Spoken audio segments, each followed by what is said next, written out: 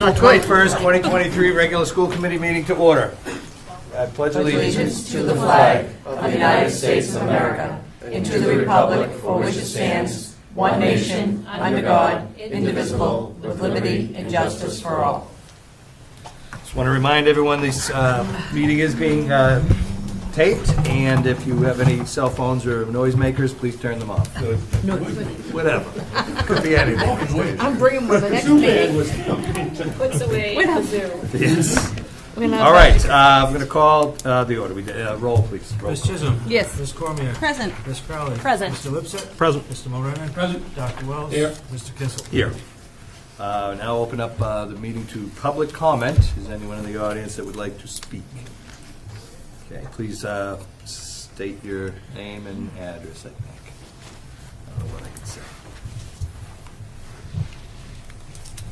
Good evening, everyone. My name is Barbara Locke. I reside at 10 Maywood Terrace in Woburn. At the last school committee meeting, I was a little bit disturbed at what I heard at this table, so I just wanted to read a piece of the MOA. For those of you who don't know what MOA is, an MOA is a memorandum of agreement. And in our memorandum of agreement that was signed on February 15th, number 7 reads that under Specialist Article 4, a side letter of mutual understanding, WTA strongly urges the committee to implement physical education twice a week for our elementary schools. This agreement was signed by Chris Kissel, Pat Chisholm, Colleen Cormier, Ellen Crowley, Andrew Lipset, Michael Mulrennan, and John Wells. Thank you very much. Is there anyone else that would like to speak publicly? Okay, we'll close that portion. In the audience, we do have City Council Liaison to the School Committee, Charles Viola. Do you have anything you'd like to say? Tucker, okay, thank you for being here. The student representative, unfortunately, is not able to make it tonight, so we'll move on. Now to the reports and presentations of the superintendent and staff. We have voting of the last day of school 2023. Yeah, so typically we wait till April to have this vote, and so the way the school calendar for this year shakes out, the last day of school to meet the requirements would be June 29th. I believe that's a Thursday, June 29th. So just need the committee to Make a motion that we approve June 29th as the last day of school. Second.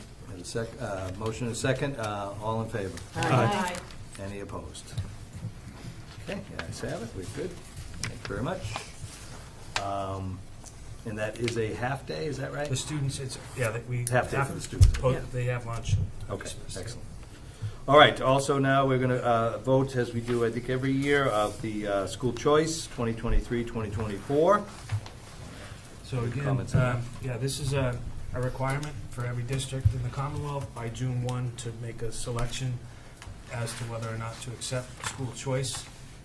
As has been past practice in Woburn, we do not have school choice. In other words, we do not have students from other cities or towns coming into the Woburn Public Schools.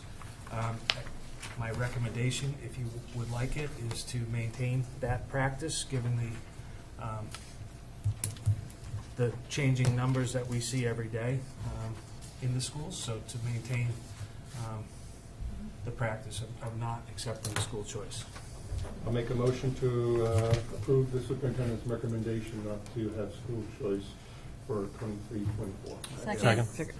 Motion and a second. All in favor? Aye. Any opposed? All right, thank you very much. On our reports is also a data snapshot, which is a recommendation by Dr. Wells, and we're glad to have it. A presentation. All righty.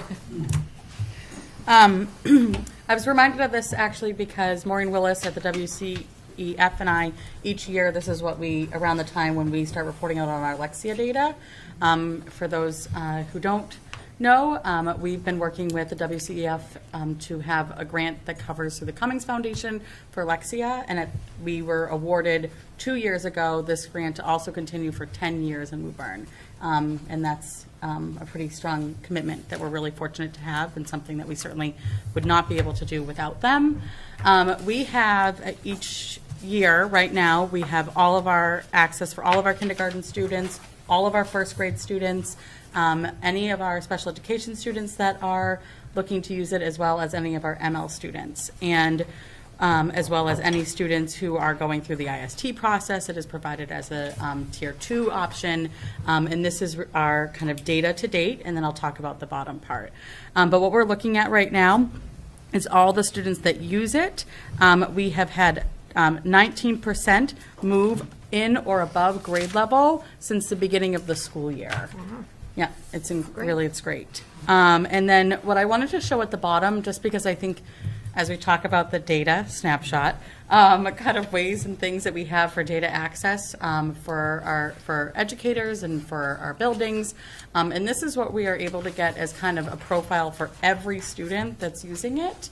It talks about their usage. It shows kind of their projected, shows the risk that they're at of meeting the end of year expectations. And then really one of the parts that is most beneficial is the action plan side, which automatically provides lessons that can be done with students in small group, as well as kind of packets of repeated work that's based specifically on the skills of student needs. And so that's kind of the action plan side. And then the bottom is they get certificates as they meet different levels. And we are, at this point now, are supplementing a little bit, still out of a little bit this year out of the budget for some additional students based off of the need that we've had in our Tier 2 group. So there's a few more students using it this year than in the past. And then the other part I will also say is that they just came out with a new product called Lexia English, which is specifically for ML learners. And we have been working with the immigrant grant to receive access of this for our ML students for next year. So, yeah. Excellent. Sure. Do you have any questions, Courtney? Dr. Wells? I was trying to understand the bottom part, to predict a high risk. Yes. Right, it's not clear to me what. Sure.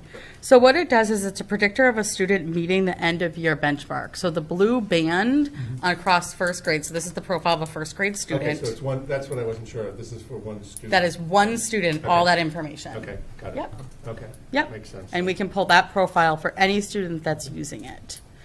One part I'll say is that the usage is very important, and so I pulled for my example today is a student who's meeting their usage requirements, and with that is that the more that they use it, the better the data that you get. And so given kind of with some of it, the data is not as great, but this is a really good example of someone who's using it a lot. So why would it go red farther into the school year? Shouldn't it go the opposite color? So that is if they're not making the growth at the rate that Okay. they should be in order Okay. to meet the end of year. So like you can see the little green dot in June Yeah. is where the student should be. And you'll see the line that projects now off the rate of growth that they're having, Okay. that they're not going to meet the green dot.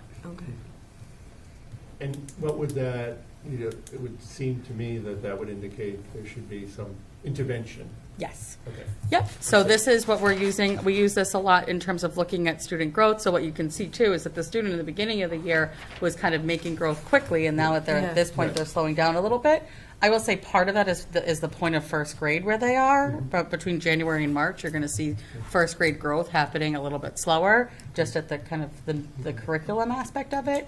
And so I would be interested to see if in May, if you saw that line was now kind of lifted again. It's a snapshot in time. Yep. Okay, thank you. Ms. Carlin? Ms. Young, am I reading this right, that you can actually break down the data into actually skill sets of like silent E construction? Yes. Yep. And So, so is that, go ahead. Sorry. thank you, is that used to pair kids into, cohort kids into win blocks? So primarily what we're using for data for WinBlocks this year is primarily based off of DIBELS. I would say that a lot of the work that's being designed, and again, each teacher is going to use this a little bit differently. I would say that you see teachers using this more for their independent work that students are working on. So if they're not in small group, then this is a time to kind of target that skill, as well as the data would be taken into a small group if they're noticing they have a group of students that are struggling with that. I think a bigger part too is looking across all of their students, and if they're seeing that one skill is kind of consistently not there for all of them, that would kind of signal also for the whole group. But you can drill down, I could drill down by that skill for the district. I mean, you can really break this down kind of in any cross-section that you would want. So you could know if kids in Woburn are learning their silent E construction, Yes. as they should. Yes. Again, I would not look at that in January through March for a That's first right. grader. I'd give them a little bit longer, Right. but you could. That's great. Sure. Thank you. Mrs. Cormier. Did you say there, I'm sorry, I kind of blanked, but the MLs you are not currently using it? The ML students are currently using this. However, Lexia has just come out with a new version called Lexia English. Oh, okay. And so we have some teachers who've been able to kind of pilot it a little bit. It's great. And so we are looking through using some additional funding that we got through the immigrant grant to fund that actually K through 8. Excellent, thank Yeah. you. You're welcome. No other questions? Good. Thank you very much for that. Thanks to John for suggesting it. He loves data, so this is right in I his put as thing. many charts on one page as I could. Keeping John happy. So next up is update of the fiscal year '24 budget talks and discussion. So, Mr. Bob Alconada, please. Oh, I'll start with Yeah, that. I guess I'll frame it a little bit. Yeah. And then, so since the last school committee meeting that we met, we've had a number of meetings down at City Hall to review what was at, I believe at the last meeting, a 17-point-something% budget increase. As we sit here right now, it's down to 16.27%. We've made a couple adjustments since the last meeting. So the conversations with the mayor, as an update, is that he is working on the city budget and trying to figure out what that will look like before he gives us a number to come in at. And so I had that conversation with him this morning. And so a couple things that he did share. The capital requests that are in our budget, he was willing to take those over on the city side. He also indicated some flexibility in thinking as it is related to special education, specifically the out-of-district expense. And so he's genuinely learning, or he understands but the level of detail we're providing to him and the complexity of it. So he's asking questions. He also indicated flexibility on when we would need to submit our FY24 budget to him. Typically, it's May 1st, but indicated we could put it off by a week or two. We work with him, so that may change when we actually do a public hearing. And the plan for us is to continue dialogue here, and then I meet with him Fridays, and so continue that dialogue to try to get to a number that is palatable to the school committee and the city council and to the mayor, that reflects the needs of the Woburn Public Schools in our strategic plan. And so what was asked for in a personnel meeting, Ms. Chisholm asked, and you have it in front of you, is a spreadsheet. The FY23 budget was $73.2 million. The FY24, as of the 12th, is at 16.27. And so that what Ms. Chisholm was asking for is how much money do we need to cut to get down to each of these percentages. And so I'll turn it over to Mr. Alcanada because he did this analysis. So I don't know if you want to. Sure, absolutely. Thank you, Dr. Crowley. As you have at your places, a quick analysis of where we are. The superintendent has indicated that we're currently at $85.1 million, and that's a 16% increase. So I just chose the numbers between 15 and 10% increase.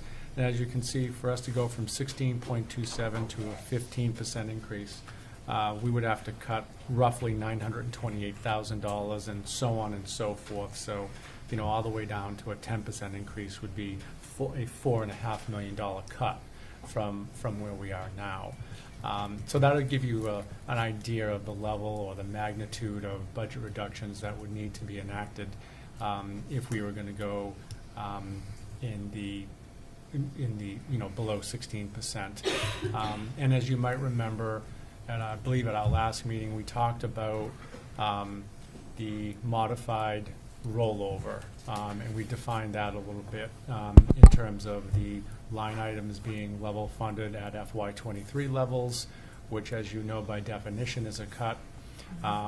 Some line items would be increased because they have to be like out-of-district tuition. We had some positions added into that hybrid or modified rollover, most especially those that are mandated by SPED, and we were at 12% and change. So this gives a context of where we might have to go over the next couple of weeks in terms of any type of budget reductions. Happy to answer any questions. Dr. Wells? Yeah, so one thing I was thinking about was, I'm not seeing this percentage being publicized elsewhere. I'm seeing, 6, 8, something like that. So what makes Woburn unique? There must be some reason why we need more than the surrounding community. And I think we have to answer that question in order to justify it to the public, because everybody's going to see what the surrounding communities are. I know we've talked a little bit about Burlington being different because of how they do, but I think we really have to figure out what's making Woburn unique, asking for this large amount of increase compared to other communities. I don't expect you to have a quick answer, but I think that's something we have to really be able to answer to the community and to the mayor. I know we've talked a lot about our population seems to be rising when I'm hearing in the rest of the state it's decreasing. We talked a lot about move-ins and things like that, but I think we really got to kind of have a list of things. Here's what's making Woburn unique at this time and place, that we need this amount of money. So I'd sort of make that as a directive to the administration, to the rest of us, thinking about why do we need a greater percentage than other communities. And so that's just an opening remark and a thought about Sure. it. Superintendent's making the notes now, so. And I can mention that we had a finance subcommittee meeting just before this, and we talked a lot about the budget, where we're at, gave some overview to the audience that was there. And, one of the things, right now it looks like we as a committee are somewhere between the 12% with the modified level funding and the 16.27%. And really, I think it would be appropriate to ask the administration to look at, all the things that we've added in the past year outside the budget cycle. I think we added a lot of stipends, we added people last year, we increased the amount we're paying people. All these things I think we should list and go over and see if they've been effective or not, and bring that back to the committee. And then also look at all the positions that we're asking for in the budget, because we think they're really necessary to meet legal obligations. Just double check that. Now, I would make that in the form of a motion, an overview of the current budget, looking at things that we've added post-budget last year and things that we're saying are required, so we can have definitive information to present to the public and to the mayor. These are the things that we need because of legal requirements or other reasons that are very well justified. Second. Okay, anything on the motion, any? My only, I think I understand your motion, Dr. Wells. I'm not sure if I'm asking for an amendment on it, but perhaps this could be like presented to a subcommittee, because I do think we need to do a lot more work on this budget. I'm looking at 10%, and it would require cuts of around $4.5 million. So clearly we need to continue to work and meet our fiduciary obligations to the taxpayers.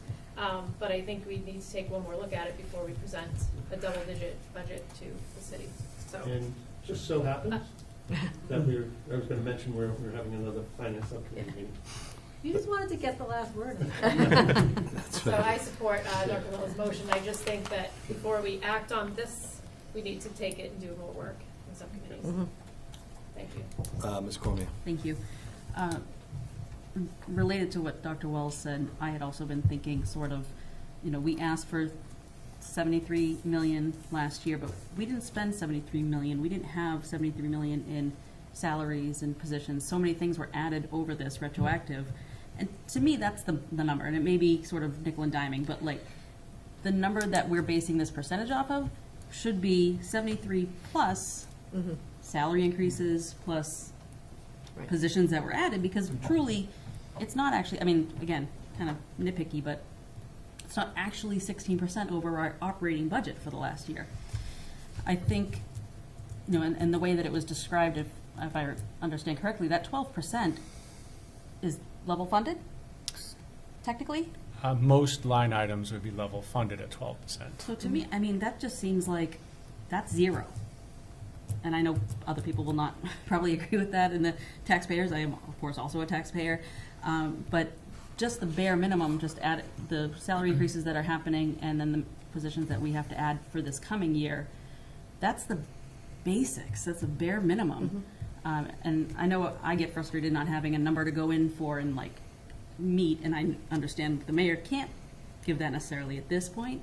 It's just hard for me to make cuts on something if I don't know what we're cutting towards. So, that's all. Thank you. Lipsy.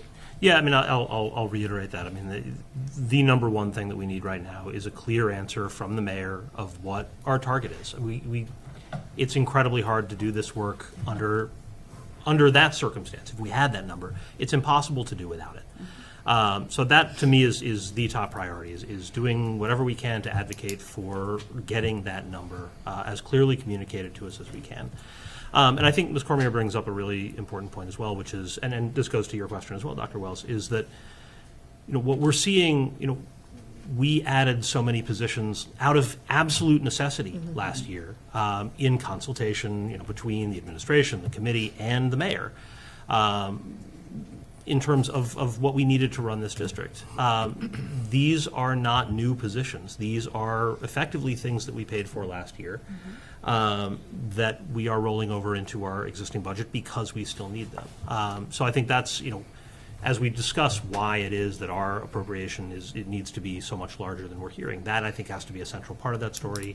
There are obviously a number of different aspects to that, but that's a pretty large one. And I don't know if there's an estimate of exactly how much of that increase it is, and I don't want to put anyone on the spot. But I think that's something that needs to be front and center here, right? This is not a 12 or 16% increase. It's that minus, at minimum, what we were already paying for last year, but wasn't reflected in the FY23 budget. Mr. Moran. Thank you, Jim. If I could, to the superintendent, obviously appreciate your efforts, getting down with the mayor. Recognize many of our city councilors tonight, so they're also have the listening ears on, I'd like to say, so they understand our dilemma here tonight. So on our calendar, we have April 26th as our budget meeting. I'm assuming that's going to be amended as well, or depending on your correspondence with the mayor. I would recommend. Yeah. All right. And the other point would be your efforts down there. Appreciate kind of thinking outside the box, getting those matters that we discussed at the last meeting on the mayor's desk to try to pitch our efforts of what we're trying to do through Mr. Akinada's office and the reasoning for it. And again, no surprise, we have some people in the audience tonight. Perhaps those people are at home. I always recommend that you contact your city councilors. Those that are in the room tonight, just turn around. They're probably behind you. Their emails are on the website. We're all in kind of a tight position as we're moving forward to both Ms. Cormier and Mr. Lips's spot. We are in kind of a stuck position here, so I appreciate the efforts of the administration to try to get things done. One other point, I know it came up before, Ms. Crowley's quoted it a couple of times as far as the outside charter and what an alderman can do at the level of city council members, but we'll bring that up again at a later date should we not meet our needs. But I appreciate the outside thinking of the box here and letting the mayor know, as you did, Mr. Akinada, these are terms of agreements. Some are legal obligation that we have, as was indicated at the last meeting, have no control over. So we're trying to move forward with those. So I just hope that we can, come somewhere along the way here and support all that we're trying to do. So thank you. All right. Oh, well, actually, Pat. It's just- This is just so frustrating because it's just, we work so hard in order to present a budget that your administration feels is needed to move our schools in the direction that we want to see them go and have all of our students be serviced to the point that they need to be serviced at. And we're trying to add new programs in, and we value class sizes to being smaller, and we provide for our taxpayers and for all those kids free busing, free sports, all these things that we value and that we think is very important. So I just think that we have to realize that if we start and even get to a 12%, we're probably going to have layoffs. And that's just not fair to have these kids now have bigger class sizes, and things could be cut, programs could be cut, and that's not something that I would like to see happen. And I just think that I'm hoping many parents would not like to see happen either. We'd like to add more programs, we'd like to add gym, we'd like to add extra library, but if we don't get this money, it doesn't make any difference. It's not going to be able to be something that can be done, but I just really hope that we can get the support, and it's hard, because there's also, the mayor has to listen to DPW and the police and the fire and everybody else, get a piece of that same pie. But we can't sustain the school system if we get cut more than this. This is just not going to be something we can do. But we'll do our best when we get a number. But I think until then, we're just spinning our wheels. We're still on the motion. Everyone knows that, right? Yep. Ms. Crowley. I also just want to add for the record that a lot of our expenses that we're asking for, a lot of the budget increases are based on the basic human dignity of running special education, making sure kids are safe and they have appropriate programming. This is not something that can be debated. We can't cut special ed. We need to build in-district programs, or else it will be a disaster for the children and for our community. So, thank you. Just my last 2 cents, I promise. Sip? Yes. No. Good, okay. So we have a motion, and I actually kind of, it was written, right? What the directive is? Yeah. Yeah, I think the superintendent does. Yes. You got that down, so we have a second. All in favor? Aye. Any opposed? Excellent. So, as I alluded to, Ms. Crowley, we are scheduling a finance subcommittee meeting for this coming Friday at 3 p.m. 21st, 3 p.m. Yeah. And we welcome the rest of the committee members and the public there. We will review the budget. Hopefully, we may have more information from the mayor and so Is forth. it this Friday or next Friday? Next Friday. Next Friday. Next Friday. Friday. During break. Friday after. Yeah, we got to do 48 hours. Yeah. I'm not going to get into Vacation it. week, Next Friday. Yeah.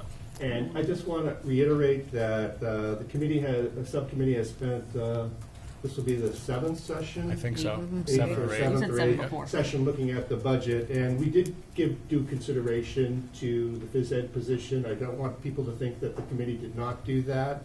The committee, though, and me as a member personally, I gave due consideration, but I'm also under an obligation as a member to look at what I think is best for the students.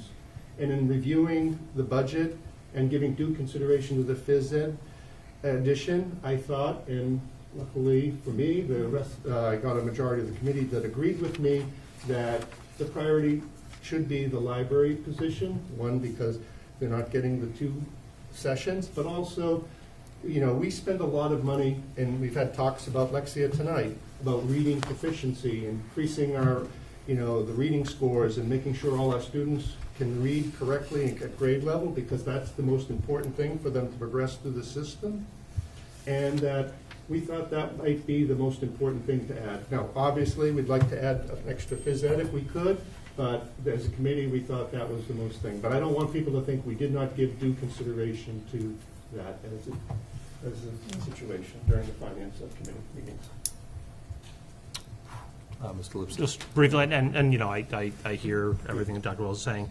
I just want to make sure, as we have a large audience tonight and people watching, that again, I want to get to the point where we can debate that. Right. But right now, we are very, to Ms. Chisholm's point, we are very far from that.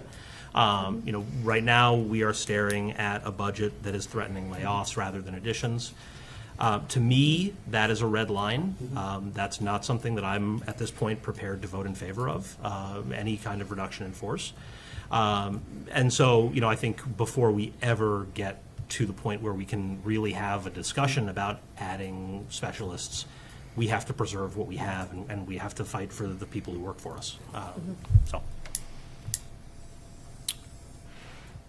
Good with questions? I have one a question that was mentioned earlier. Moving the capital items to the city side, was that just a discussion, or was that a promise, I guess? Everything's a discussion. Everything's a discussion. But do we know what- A willingness to engage Okay. in that dialogue. It What, wasn't- is that part of this percentage at all? And if- Yes. Yes. Yes, it Yes. is. Okay. I think it's a $900,000 Yes, capital it ask is. in the Yep. budget right It is now. So approximately $900,000. So that's the one that sitting would in our get us budget. down to That the would- 15. Yeah. That could that very well. could yeah. work, right. Yeah, let's say we got Right. that. And you also mentioned the out-of-district, either, Stabilization or Yeah. looking at it differently, yes.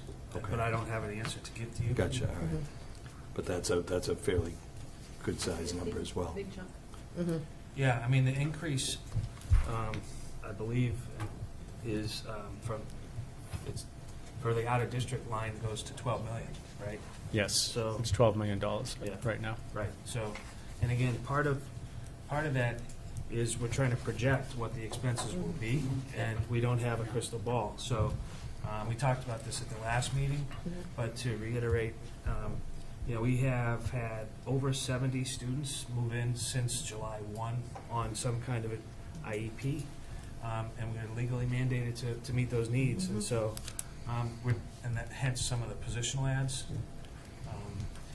We also have had students move in to Woburn that are just immediately go to an out-of-district placement. So it's a very fluid number because of the transitional nature of Woburn. So And I think that's come up in the past. I know back, Mrs. Minnesota, many years ago, it was part of a committee, went over to Burlington because I think they had something similar where, because it is fluid, similar to snow plowing and so on, it's always been equated, not to put it in the same category, but that Right. the fluid part, Yeah. we can't really know, we don't know what that number's going to be. Is the city, would have some type of fund or potentially. Yeah, and the other thing, again, to support that. reiterate, is the private out-of-district placement percent has gone up 14% for next year. So we're incurring that expense as well, so, And some of that can happen throughout the year, is that correct? yes. Well, Or they set a contract and it's done, or? no, you set a contract, it's good for the year. But they do their budget in between In our between budget. us, that's what I Yeah. meant, yeah, okay. Right, Because of severe staffing shortages. Yeah. Private, right. for a few programs. Okay. All right, any other questions on the, Make a motion Oh, sorry. that we, move our budget timeline down towards May, so that we will not expect, a final budget on the 26th. But we'll give you an update from our subcommittee meeting and hopefully move it down a little bit. But hopefully we'll get progress next time we meet. so we have a meeting scheduled, oh, is that a motion? No, it's Oh, just okay. informational things. On the 21st of April, a 3 PM finance, but it is open to everybody in the committee. Debate or no debate? Because it's a subcommittee. What do you mean today? Well, in other words, normally at a subcommittee of 3. Yeah, no, all the members are welcome. But You know. is that a place that we can, Yeah, we can ask questions, Yeah. yeah. okay, I look upon it as, subcommittee, other members can come in. okay. Just as a clarification, Mr. Chairman, are you asking whether or not all members could vote on something at that meeting? Not or so much vote, No. but voice their opinion Yes, on okay, fine. Jim, sorry, Right. phys ed or any of Yeah. that, because that's probably the place. Right. And the other thing I was going to actually ask, and I'm sure you'll produce something, is, and I think that this happened many, many years ago, things would get, kind of removed and would get to that number. Yep. But we didn't always know what those things Right. were, and they were kind of snuck up on us. Right. So I'd love to make sure that we have, things that suggested by the subcommittee. Maybe that's what Friday will be a little bit more of. Hopefully we have a number or closer I to a think number. the goal would be to present any information that we get to the full committee. The subcommittee would look at things and say, oh, here's where we're at, can you look at these other places and so forth. So we can have, timeline things, here's what they brought us on the 30th, or whatever our date is, I can't remember what the date is. And then at the 26th meeting, they could, have an update. So the difference between what they present to us as a subcommittee versus what they present to the full committee could be given to the full committee. Okay. And and in between that, hopefully we'll get a number from the mayor that we can just be closer to actually Sure. getting to our budget. Okay. Because I add one thing too, because Yep. getting to this budget, we got a list of a lot of things that were requested by department heads and things that they felt was important to run their little departments. So it's important that we don't forget that that makes the school run too. You know, Dave Dunkley has been asking for positions for 5 years, and we've never been able to fill those positions. And he's looking for trucks to keep his guys on the road safely. And so these are things that, it's not in the classroom, it's just not the teacher and the parent. It takes everybody to make these schools run. So it hurts when we have to continually hit maintenance, because it seems an easy place to hit. So I think that we need to make sure that we realize that it's not just classroom supplies that will be cut. So keep in mind, it's a lot. All right. Good on that? I No other- am. Andrew, can you just grab that light? Yeah. Screen. All right, next, we have the introduction of interim assistant superintendent for finance and operations, Jennifer Judkins.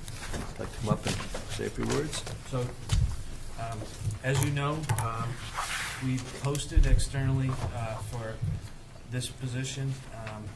It's a supply and demand issue, candidly.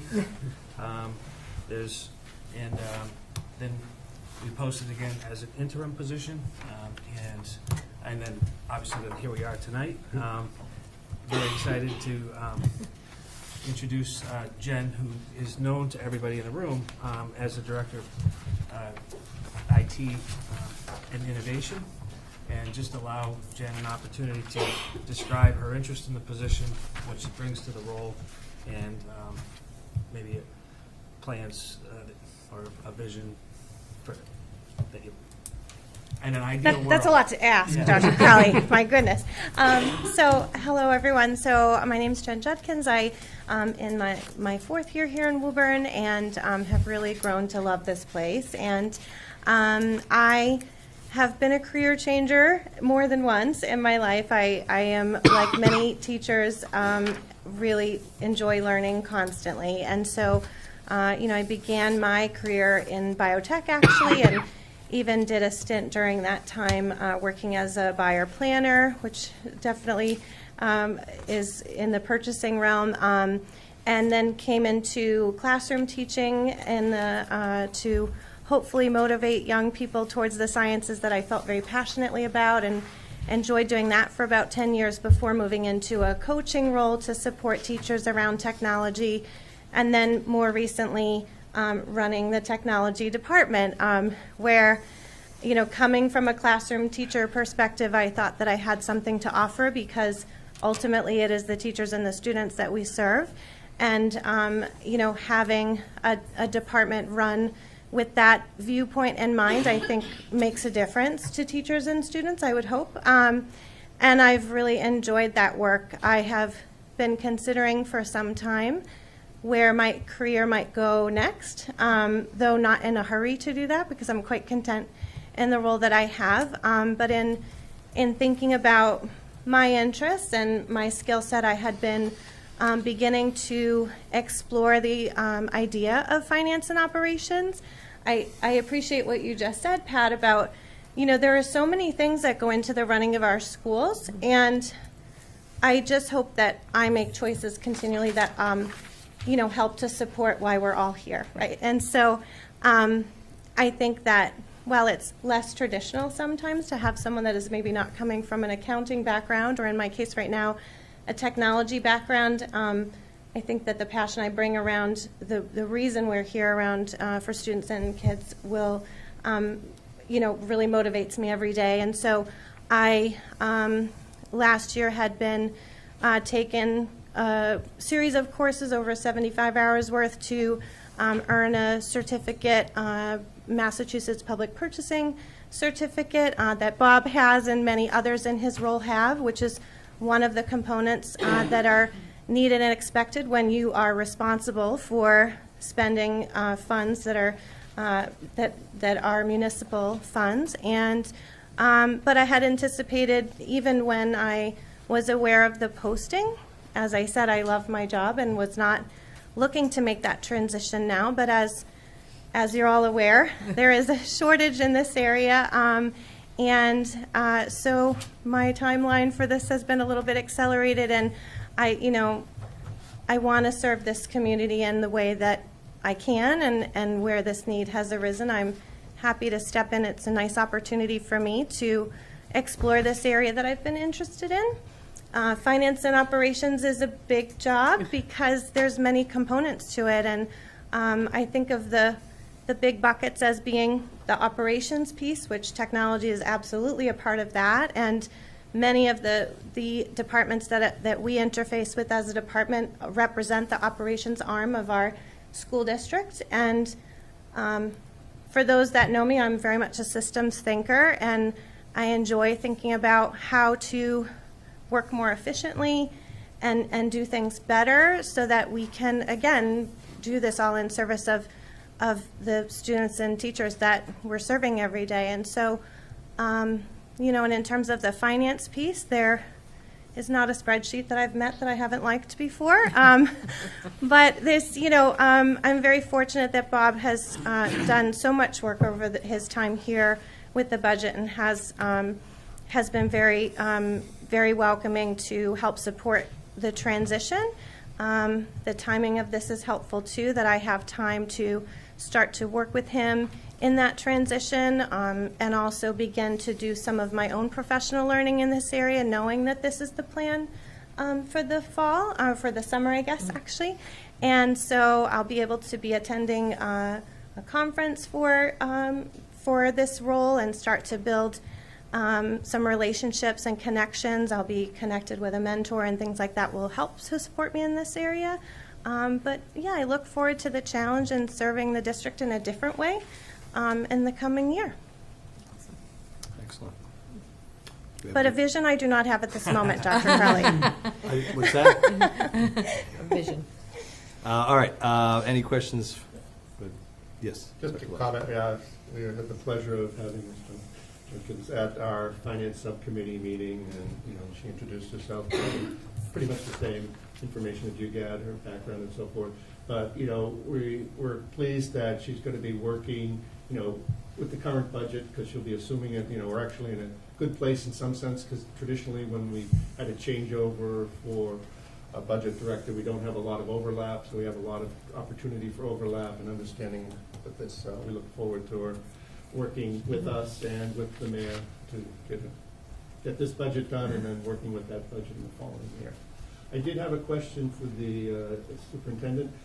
So is the plan, when would the plan be to go out for the permanent position? What's your thoughts? Oh, yeah, so I probably January-ish. Okay. Okay. Good. Makes sense. Okay. Thank you. Okay. Ms. Crowley. I appreciate what you said about being a systems thinker, because I think Mr. Alcanada did a fantastic job at fixing our systems in a lot of ways, and so I think picking up on that strength is really important. I was just wondering what you'll have a team of people that you'll be sort of supervising, or not sort of, supervising. I'm wondering, what sort of, will be supervising.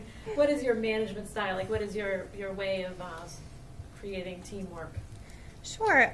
I would like to think that it is very inclusive. I am very transparent by nature. I think that it's really important to be candid with people and transparent, because I think people work best when they have information. I think that it's important that, even though it may not be someone's job to know something, that if they're peripherally responsible for it, it's respectful of their role to keep them informed of all of the rationale for decision making. You know, in my own department, I feel like we have regular conversations together and come to decisions collaboratively, because I would like, for when staff or others come and ask questions, that they'll get a consistent answer, and it's not a matter of, getting a different response or from, different, ask mom, you get this answer, and you get, dad gives you this answer. And so, just from my department specifically, in terms of even equity of the way we distribute equipment and provide resources in the classroom, I think it's very important to think about equity across our school when making decisions too. And so that's been a big driver in how we talk within our department about our decisions. And, I think the reason why I'm comfortable, I'm comfortable to make this move is that we have a very capable staff here. We have people that I trust, and I think that were that not the case, you know, one person can only do so much. And so, but as a team of people, I feel very confident that these are people I have relationships with now. These are people I enjoy now, and we'll be working together in a different capacity, but I look forward to that. And so, yeah, I think I would like to think that people know where I stand and are comfortable asking questions and getting more details so that they feel like they understand how a decision was arrived at. Thank you. And I also just want to take the opportunity to thank you for all the work you did during COVID, but you basically built technology in Woburn, right? So we didn't have it, then we got Jen. and then I'd we like to did tell you it have was a pleasure, but it was a little bit of a roller coaster. But no, I think I'm really proud of the work that we've done as a team, and which is why I was not in a hurry to make a change, because I've grown very attached to that group of people. But I take comfort in knowing that I'm just a floor away from them, and that they will still be part of my department, really, just in a different way. And so that makes this decision a little easier for me. Thank you so much. Thanks. Mr. Moran. Thank you, Chair. Again, point already came up, the concern of the interim. It looks as though the administration has a calendar and a plan for the interim position. And Ms. Crowley mentioned the little COVID season you were around with us for, the 4 years that you did for us. I remember you standing here telling us how we're gonna fund, maybe the kindergarten's gonna get a couple of devices, we'll move on from there, and look where the program has come under your leadership down in the IT department. So that question arises, what's gonna happen in the IT department? So we have some internal thoughts, but, you know, like Jen indicated, she's a floor away. So, yeah. Gonna get the Speed Express elevator? Yeah. All right. I will not be doing both jobs, if that is the question. I just wanted to, you know, But we I have- assume the Yeah. administration has plans in place. Yeah, we have thoughts about it, and Okay, and then, obviously, it sounds as though you're, Mr. Akinada is getting you streamlined into this program, so you'll get us right around 16%, you think, by that? I knew that was coming. Yeah, goal number one. Yeah. Thank you. And just so you know, Mike, we will be voting on this one tonight. I know that. That's why I wanted to have my questions answered ahead of time. Mr. Chairman, I'll make a motion at this time that to support the superintendent's recommendation, Ms. Judkins as the interim Second. finance Second by Pat. superintendent for finance and operations. Anything on the motion? All in favor? Aye. Any opposed? Roll call, no? Yeah. Need a roll call? I don't know. No, you got 7-0, you're good. congratulations. Thank you. Thank you very much. Good luck. I promise to bring Bitmojis to the next budget presentation. Thanks, everyone. Okay. All right. Now we have our list of reports, starting with Finance Subcommittee. Yep, the finance subcommittee met this evening at 6 o'clock. President were myself, Mr. Lipset, Ms. Chisholm, and then the administration team. We met Ms. Judkins and talked about her position. We also talked about where we are with the budget. We recapitulated that. At this time, we don't have any list of bills or balance of accounts to approve. We got them on Monday, and we'll be reviewing them, and we'll probably approve them on the next meeting. Okay. Any questions for Finance? All right. Communications Policy Subcommittee. No, we have not met. Oh, okay. But now that MASC has their policies back up and protected, we will be able to continue with the audit of our policies very shortly. Excellent. And I would love to talk about Mr. Lipset's Oh, I was going to say, yeah, resolution I thought that he you were- presented to us, and we mentioned from our last meeting, an act relative to universal school meals. And I can read it, or Mr. Lipset wants to read it. I mean, I shared it with the committee. I don't know that if people want a reading of it, we can Maybe do that. Mr. Lipset could summarize it. Yeah. Yeah. I mean, effectively, Just say the whereas. I mean, Therefore. to some degree, this has already been settled by at least the proposed state budget, the governor's budget. But what this would do is make permanent the universal school lunch program that first the federal government and now the state of Massachusetts in the past fiscal year implemented, which makes sure that all of our students, regardless of income, are able to receive a free meal through the Woburn Public Schools. It is reimbursed to us by now the state of Massachusetts. And this is, I think, what we've seen over the 3 years that this program's been in place is a pretty dramatic increase in the number of students who have been able to access school lunches. Less shame for students who are unable to, or families that are unable to meet those costs. We no longer, thankfully, have to or chase families down for any kind of lunch debt, which, again, in my own personal view, should not be something in existence in any event. And I know that it also makes the job of school administration easier as well. So to that end, any questions, I'm happy to take them, but. Oh, Mrs. Crowley. I just want to add that the public health crisis has officially ended like today, and so that means that SNAP is going to change. There's going to you'll have to reapply for SNAP benefits, which is supplemental nutrition assistance program. And so, we're probably going to see even more of a dramatic change in food insecurity. So I absolutely support Mr. Lipsett's resolution, and I'm glad he brought it to the table. Yeah, And good I job. think it's also important that a lot of families might not be specifically financially eligible, but need the school meal. So this just covers everybody. You want it, you take it. You don't have to. But the stigma part, of course, is also very huge. So I'd like to make a motion that we adopt this resolution as written. I'll second. Motion and a second. I have, all in favor? Aye. Any opposed? Good job. Let's have it. So one of the things you will all. be, that we'll send a copy of this resolution to the representatives and so on and so forth. I'm sure I'd be happy to take care of that if That you'd like. we've voted on, I guess. Okay, excellent. All right, next up, we have Curriculum and Data Trends Subcommittee. Yes, we met, here we go, on April 4th at 4 p.m. in the superintendent's conference room. In attendance were Dr. Crowley, Ms. Young, Ms. Paige Crowley, our math and business curriculum coordinator, school committee members Michael Morenin and myself, and a community member as well.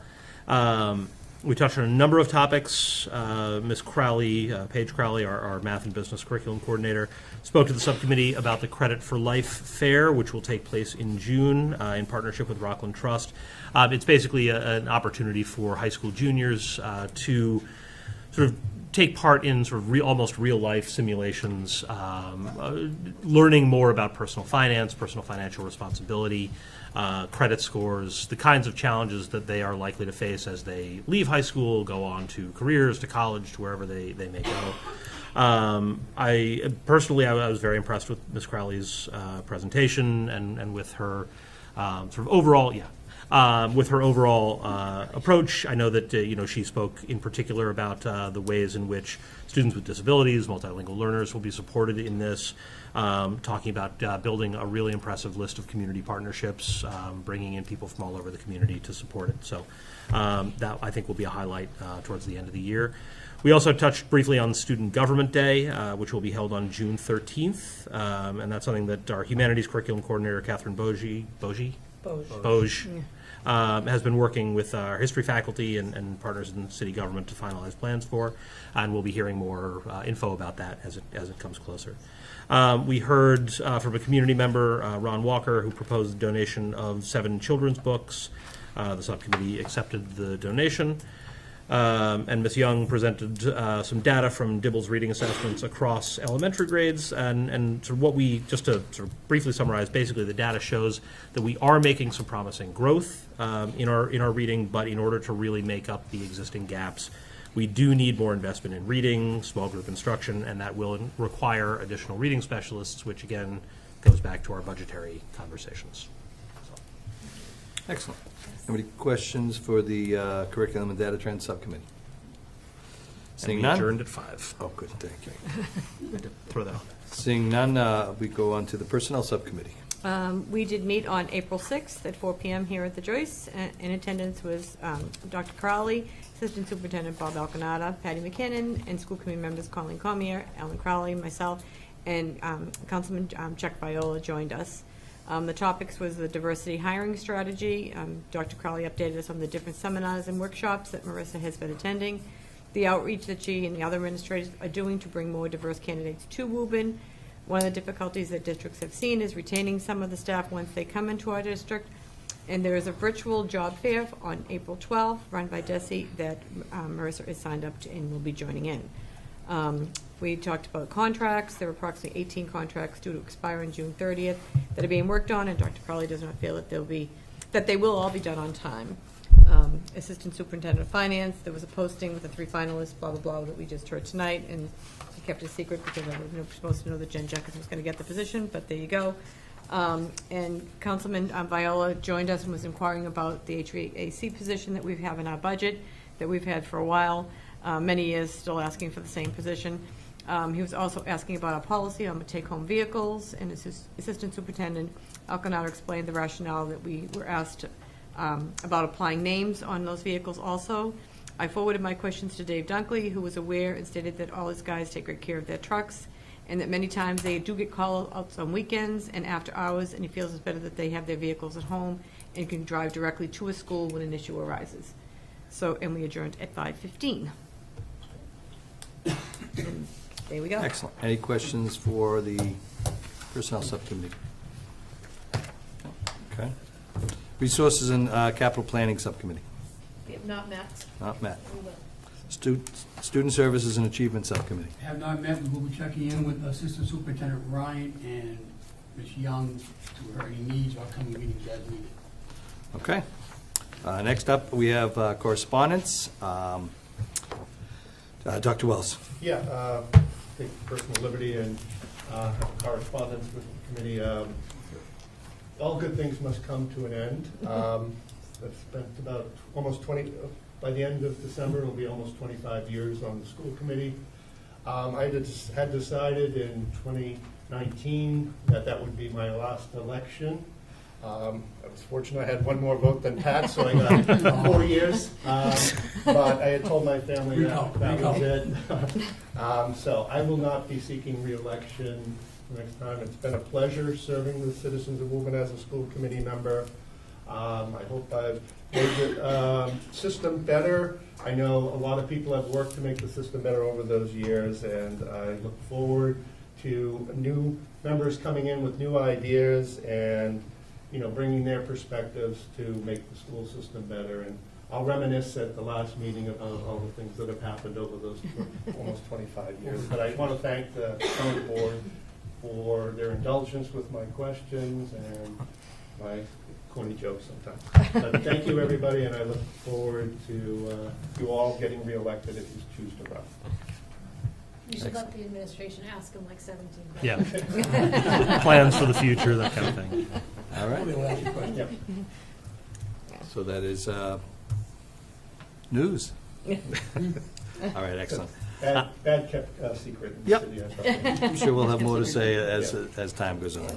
All right, so also, as I've mentioned in the past, I do get, I think we all get it, but it stays on file with Jen Jenkins, the emails we receive. So we did receive a few on phys ed, of course, from various parents, and that's all on electronic file. We did have one on a school safety concern. I think I brought that to somebody's attention, Caitlin DeStefano, as well as attendance policy question for Jess. I'm not sure how to say it. Juliusen, maybe, something like that. Yes. Oh, just when you're done, I have all. Oh, you were looking at me laughing, so I didn't know what I was doing. I was just laughing at you. So, Separate. so there were a couple, and we have kind of subbed those out to the different committees to address those concerns. Ms. I Gorman. just wanted to acknowledge the Shamrock had a literacy luau tonight, where my beautiful lake came from. Ms. Chalemi, Mr. Clark, everybody it was just amazing. There was about 240 people in attendance. Wow. So they had to split it up sort of last minute between two spots and rotate folks, but the kids were having a blast and the parents were enjoying it. So I just wanted to acknowledge that amazing event. Excellent. Mr. Lipson. We should also mention upcoming, we will have another meeting before then, but Tanner Fest on April 29th. I believe it's 1 to 3 at the high school. Nice. Very nice. Yeah, we don't have, Senior. yeah, she would have mentioned that probably. Any other, I have one more correspondence, anyone else? I don't know if, Oh, just call me. just as far as, and I know Mr. Lipset mentioned in his minutes, but the thing on June 8th, as far as the finance for the students at the high school, Credit for Credit life. for life, the yeah. Credit for Life, if anybody had not yet signed up, I'm not sure if they're still looking, presumably they are, for people to volunteer to come and speak to the students. Just a reminder Open on their that. personal finance books. to Yeah, So Paige Crowley, no relation. Yeah. What a It's crowd. been really helpful. Excellent. Oh, all right, cool. So one of the things I did see in the local paper, but in the Middlesex East section, was the Kennedy Middle School has their after-school activities programs. I guess I'll summarize, and I think I'll let one of the administration talk. About 75 students are involved. It was actually developed, each activity, just so there was interest, was developed by the teachers and the students together to kind of make sure that there was enough interest in those programs. Any little more information on it? Yeah. Want to touch base Sure. on? They did it as a trial this year to see how much interest there would be, so they're running it now just 2 days a week that matches the after-school bus. So there's transportation. They did a survey out to students to ask what their interest would be, and then teachers designed what they wanted to offer, and they've been running them, I believe, in 6-week cycles. Yeah. It's happening at the Joyce as well. Oh, it is, okay. They Yeah. didn't mention that. I think it's great. Anything that's, sports is great, obviously, but, programs like this, kids that not sure what they want to do, and it gives them an opportunity after school to do different things. Do you know how many are at the Joyce, just off the top, anybody? Not off the top of my head. No? Okay. All right. Cool. I just figured I'd mention, I happened to see it. Nice, they tore it instead of cutting. All right, so next, so that was correspondence. Any other correspondence? No. We good? So, future agenda items. budget. I imagine the budget's going to come up. Yeah, I think we might have to do that. Yeah, we'll probably have to, on the next meeting, not the third, that Friday, the 26th, we'll talk about additional meetings, just because I think we might need a couple more if the mayor has extended it a little bit. We did take a vote at our last meeting to set the 26th as a public hearing. Do we need to revoke that, or do we need to? I have no idea. Maybe That works cancel it. procedurally. Cancel the public hearing. Cancel the public hearing, but not the meeting. Just be a regular meeting, yeah. Right. Okay, So do we just send out a notification like we? Amend the agenda? yeah. Do we have to? Yeah, do a just motion? maybe, It wasn't posted yet, so. Jean would probably know. yeah, it hasn't been posted, but people may have Yeah. just assumed based on the normal time frame. Just to give people a heads up, we wait Yeah. till like 2 days before. Yeah, exactly. Just to do it, just in case, I will make a motion that we cancel the public hearing. Yeah. Second. All right, all in favor? Aye. Aye. Any opposed? Could get that done, I'd appreciate it. All right, what else? Future agendas, we got, all right, so next, we are going into executive session for level 3 grievance to discuss strategy with respect to collective bargaining and non-union negotiations. Looks like 3 different things. I'll make a motion for that effect. Okay, do I have a Second. second? Yep, I need a roll call. Ms. Chisholm? Yes. Ms. Cormier? Yes. Ms. Crowley? Yes. Mr. Lipset? Yes. Mr. Morenon? favor. Dr. Wells? Yes. Mr. Kissel? Yes. All right, so this will be closed to the public, and